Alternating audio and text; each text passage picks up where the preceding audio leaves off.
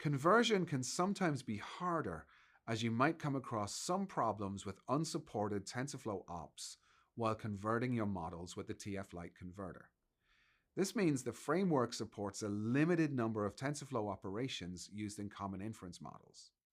As they're processed by the TensorFlow Lite optimizing converter, these operations may be avoided or fused before the supported operations are mapped to their TensorFlow Lite counterparts. Since the set of TensorFlow Lite operations is smaller than TensorFlow's regular C++ ops, not every model is convertible.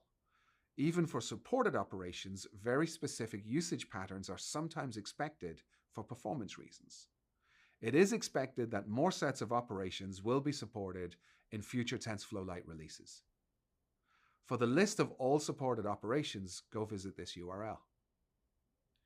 In the model conversion process, those unsupported ops can come off as a point of friction.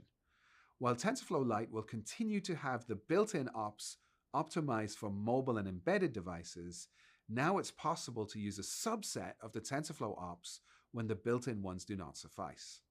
With TF Select, you can do this, keeping in mind that a small bulk will be added to your model size. We'll look at that next. This is a code snippet showing how you can use TensorFlow Select to overcome that hurdle. It's a small modification to how you convert your model to TF Lite.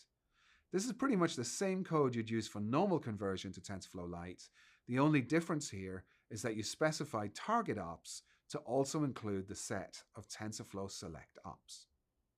It is an experimental feature at the time of recording this, so check out more details at this URL.